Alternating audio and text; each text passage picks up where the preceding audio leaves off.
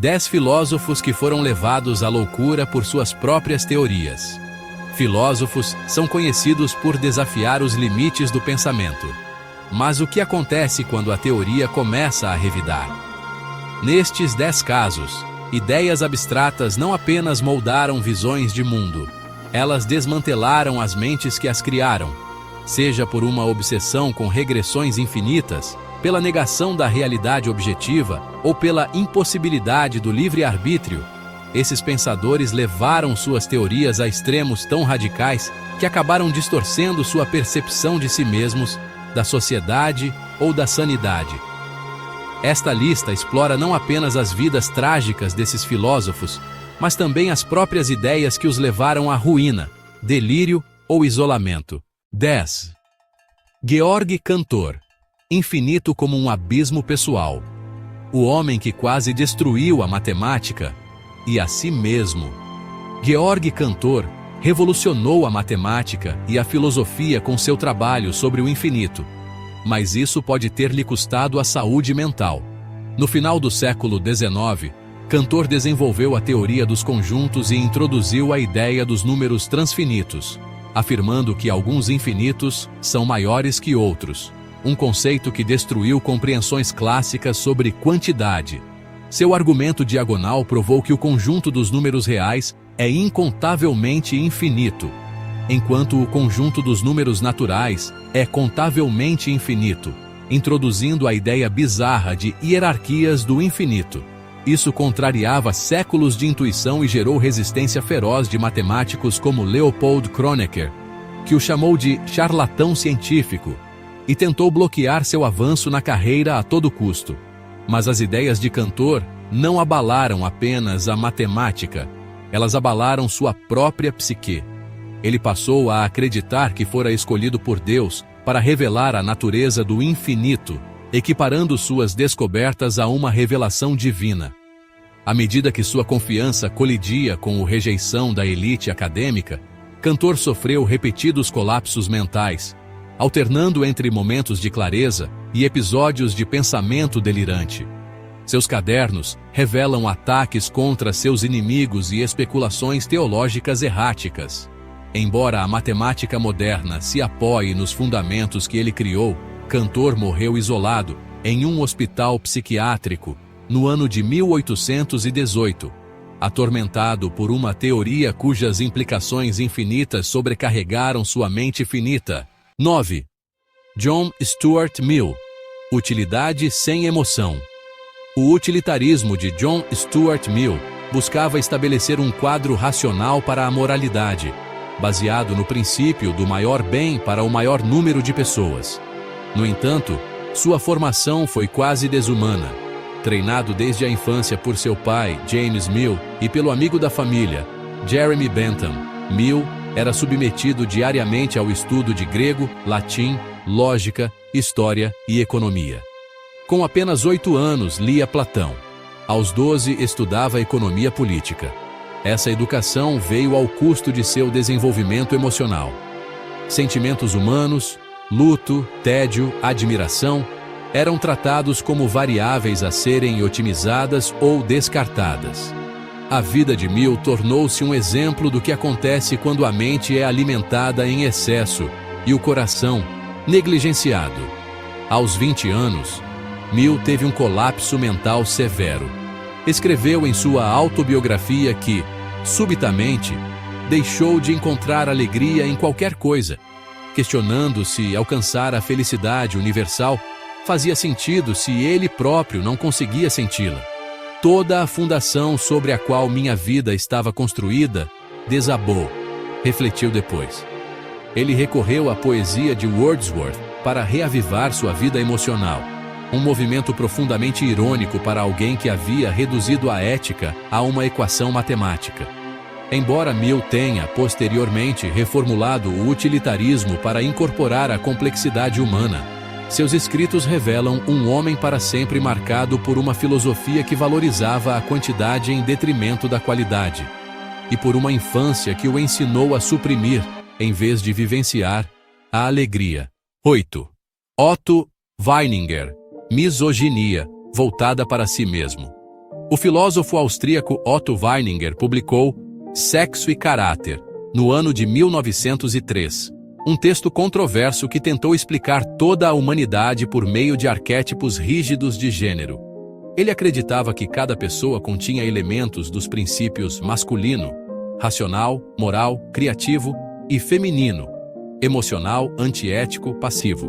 Mas para Weininger, a feminilidade era inerentemente inferior. Suas visões eram profundamente misóginas, afirmando que mulheres eram incapazes de genialidade ou integridade moral. Mas também eram autodirecionadas. Weininger, homossexual enrustido e judeu, descrevia ambas as identidades como femininas e corruptas. Considerava sua própria existência uma contradição, uma contaminação espiritual. Apesar de ter apenas 23 anos, suas ideias ganharam atenção explosiva. Alguns elogiaram sua honestidade brutal, outros o consideraram perigosamente delirante. Mas, em vez de se beneficiar da fama intelectual, Weininger levou sua teoria à conclusão mais pessoal possível. Poucos meses após a publicação, alugou um quarto na casa onde Beethoven havia morrido e se matou com um tiro. O ato foi amplamente interpretado como suicídio filosófico, uma declaração final de que ele não poderia viver como alguém contaminado pelas mesmas características que desprezava. Durante décadas, Sexo e Caráter foi citado por fascistas, nazistas e pseudo-intelectuais como justificativa para o preconceito. No entanto, os escritos de Weininger revelam menos ódio ao mundo e mais uma tentativa perturbada de exterminar partes de si mesmo. Sua teoria não apenas projetava repulsa, ela acabou esmagando seu próprio autor. 7. Søren Kierkegaard, paralisado pela escolha infinita. Søren Kierkegaard, frequentemente considerado o pai do existencialismo, passou a vida obcecado pela maneira como os indivíduos se relacionam com a verdade, a liberdade e o fardo esmagador da escolha. Ele argumentava que os seres humanos vivem em constante tensão entre a vida estética do prazer e a vida ética da responsabilidade, entre o desespero e a autenticidade. Seus trabalhos introduziram conceitos como o salto de fé e o pavor existencial, onde a simples consciência das infinitas possibilidades pode induzir uma ansiedade paralisante. Kierkegaard acreditava que a única verdade real era a subjetiva, e que viver honestamente exigia o confronto constante com o medo, a incerteza e a contradição interna. Mas Kierkegaard não apenas escrevia sobre essas ideias, ele as vivia. Rompeu seu noivado com Regine Olsen, apesar de amá-la profundamente, pois acreditava que a verdadeira fé exigia comprometimento absoluto com Deus e a solidão. Publicou muitas de suas obras principais sob pseudônimos, simulando debates filosóficos entre diferentes lados de si mesmo. Em seus diários e cartas, registrava oscilações de humor, autodepreciação e angústia espiritual. Alienou sua família, entrou em conflito com a imprensa dinamarquesa e morreu praticamente sozinho, aos 42 anos, após desmaiar na rua. Seu funeral foi boicotado pela igreja. O pavor de Kierkegaard não era abstrato, era vivido. A mesma liberdade que ele incentivava os outros a abraçar, o deixou espiritualmente à deriva, vagando por uma vida consumida por reflexão e isolamento. 6. Friedrich Nietzsche. O abismo devolve o olhar. Friedrich Nietzsche abalou crenças convencionais com sua filosofia radical. Declarou que Deus está morto, afirmou que os valores morais eram invenções humanas e propôs que a verdade era uma construção fluida, moldada pelo poder. No centro de seu pensamento estava a vontade de potência, uma força que impulsiona toda a vida em direção ao crescimento, à superação e ao domínio. Nietzsche incentivava as pessoas a se tornarem Übermenschen, ou seja, super-homens, que superam a moralidade do rebanho e abraçam a existência como se estivessem destinados a repeti-la para sempre, um conceito que chamou de eterno retorno. Essas ideias eram libertadoras e perigosas, exigindo uma resiliência psicológica extrema. Nietzsche insistia que se deveria afirmar a vida mesmo em seus momentos mais dolorosos, um padrão que ele próprio nem sempre conseguiu sustentar. Nos últimos anos de sua vida, sua sanidade começou a se desintegrar. Tornou-se cada vez mais errático, isolado e messiânico. Em 1889, ao caminhar pelas ruas de Turim, viu um cavalo sendo chicoteado, correu para abraçá-lo e desabou em lágrimas. Um episódio frequentemente citado como o momento de sua ruptura mental. A partir daí, escreveu cartas desconexas, assinando como o Crucificado e Dionísio, declarando ter criado o mundo e estar sendo perseguido por realezas europeias e pelo Papa. Nunca mais se recuperou. Passou os últimos 11 anos da vida em declínio mental, sob os cuidados de sua irmã, que mais tarde distorceu sua obra para apoiar a ideologia nazista. Embora sua quebra possa ter sido causada por doenças físicas, como sífilis ou um tumor cerebral, seus escritos indicam um colapso mais profundo, o de um homem engolido pela própria filosofia de sofrimento e superação. 5. Ludwig Boltzmann. Ordem em um universo caótico. Ludwig Boltzmann foi um físico cuja visão filosófica abalou os alicerces da ciência do século XIX. Propôs que a aparente ordem do universo podia ser explicada por meio da mecânica estatística, que as leis físicas emergem não de um determinismo rígido, mas do comportamento probabilístico de bilhões de átomos individuais. No coração de sua teoria estava a entropia, a ideia de que os sistemas naturalmente evoluem do ordenado para o desordenado. Segundo Boltzmann, o universo não era estático nem eterno, estava deslizando irreversivelmente em direção à morte térmica, um estado em que a energia se distribui uniformemente e não se pode mais realizar trabalho. Essa visão era elegante, lógica e assustadora. Transformava a flecha do tempo em uma história de decadência inevitável. Apesar da genialidade de sua obra, Boltzmann enfrentou forte oposição. Muitos cientistas da época não acreditavam na existência de átomos, classificando suas ideias como filosóficas demais e cientificamente infundadas. As críticas o desgastaram profundamente. Propenso à depressão, lutava com o isolamento de estar adiantado demais para seu tempo. Tentou diversas vezes defender suas ideias por meio de palestras e publicações, mas a falta de reconhecimento o consumia. Em 1906, durante férias com a família na Itália, enforcou-se em seu quarto de hotel, justamente quando experimentos começavam a confirmar a existência dos átomos. Hoje, sua fórmula da entropia, S sacros, K log W, está gravada em sua lápide. Um lembrete trágico de que o homem que desvendou o destino do universo morreu sentindo-se vencido por ele. 4. Simone Weil. Sofrimento como salvação. Simone Weil foi uma filósofa, mística e ativista francesa cuja vida foi marcada por compaixão extrema e convicção absoluta. Acreditava que o sofrimento não era apenas inevitável, mas essencial, uma porta de entrada para a verdade, a graça e a clareza espiritual. Para Weil, a aflição despia o ego e expunha a alma a Deus. Via beleza na privação e moralidade na renúncia. Mas essa crença não era teórica. Ela a viveu com intensidade. Recusava-se a aceitar confortos básicos. Trabalhou voluntariamente em fábricas para compreender o sofrimento dos operários e até tentou lutar na Guerra Civil Espanhola, apesar da fragilidade física e quase cegueira. Seu ascetismo filosófico beirava a autodestruição. Durante a Segunda Guerra Mundial, enquanto colaborava com a resistência francesa em Londres, Weil insistiu em consumir apenas o que civis na França ocupada recebiam como ração diária. Já desnutrida e sofrendo de tuberculose, essa decisão a levou à morte. Ela desmaiou e faleceu em 1943, aos 34 anos. O legista descreveu o caso como suicídio por autoinanição. enquanto sua mente estava perturbada.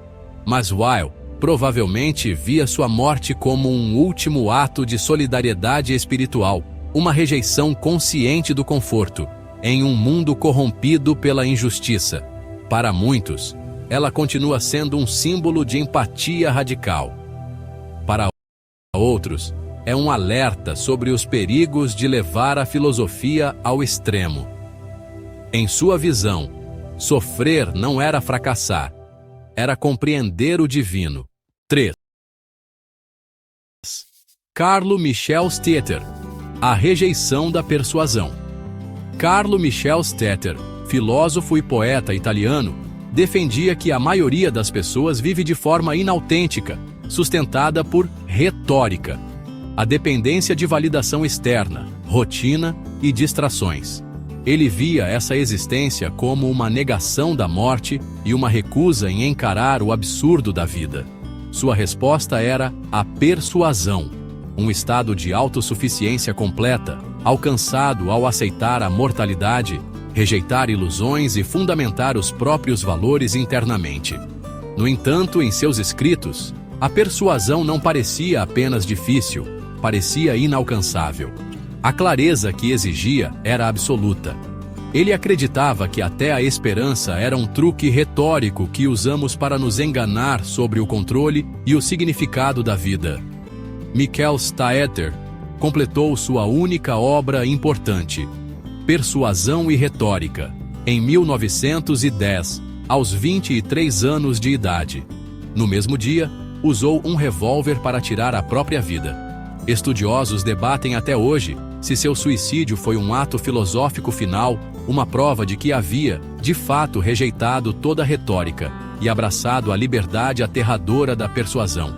Sua obra soa como um manifesto escrito à beira do abismo, urgente, profética, resignada. Embora tenha se tornado um nome cultuado no existencialismo europeu, Michel Stetter permanece um enigma, um jovem brilhante que definiu a vida autêntica de forma tão rígida que viver tornou-se impossível. 2. Jean-Jacques Rousseau. Paranoia nascida da vontade geral. O conceito de vontade geral de Jean-Jacques Rousseau foi uma das ideias mais influentes e perigosas do iluminismo. Ele argumentava que a sociedade não deveria ser governada por reis ou elites, mas pela vontade coletiva do povo, que representaria o bem comum. Embora revolucionária, essa ideia carregava riscos profundos. Se a vontade geral exigisse conformidade, a dissidência poderia ser considerada traição. Rousseau acreditava que a verdadeira liberdade consistia em obedecer a essa vontade, mesmo que isso significasse sacrificar desejos individuais. Seus escritos inspiraram tanto ideais democráticos quanto regimes autoritários, incluindo justificativas para o reino do terror na Revolução Francesa. Mas o próprio Rousseau não prosperou em sociedade. À medida que sua fama crescia, também crescia seu complexo de perseguição. Convenceu-se de que amigos como Diderot e David Hume estavam conspirando contra ele, tramando calúnias e traições.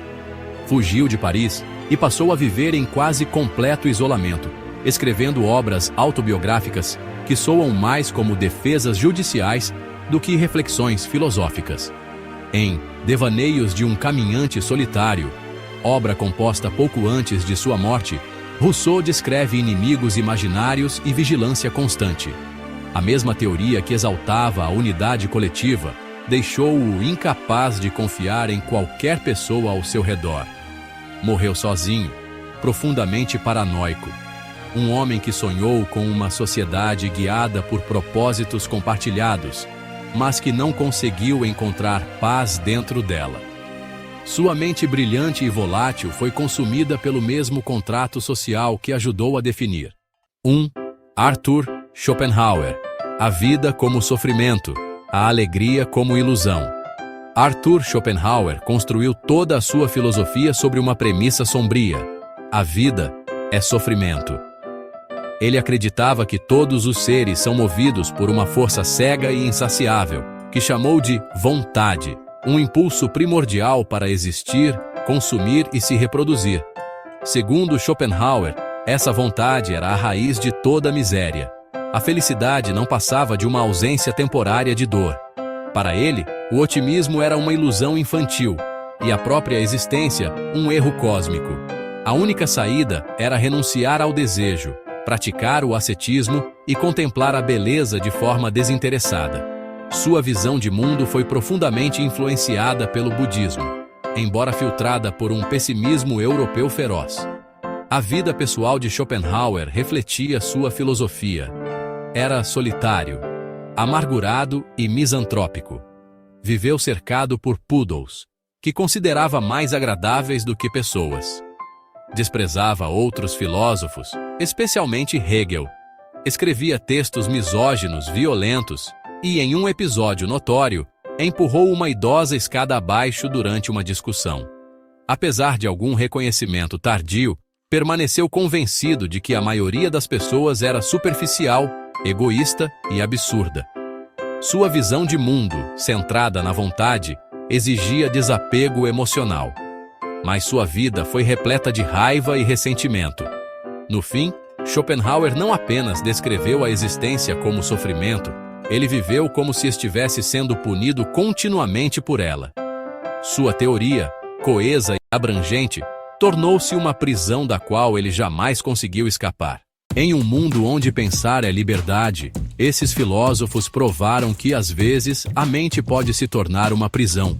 Cada um deles perseguiu uma verdade com tanta intensidade que acabou se perdendo dentro dela. Suas ideias mudaram a história, mas também custaram sua paz, sua sanidade e, em alguns casos, suas vidas. Eles nos lembram que a filosofia não é apenas um exercício intelectual.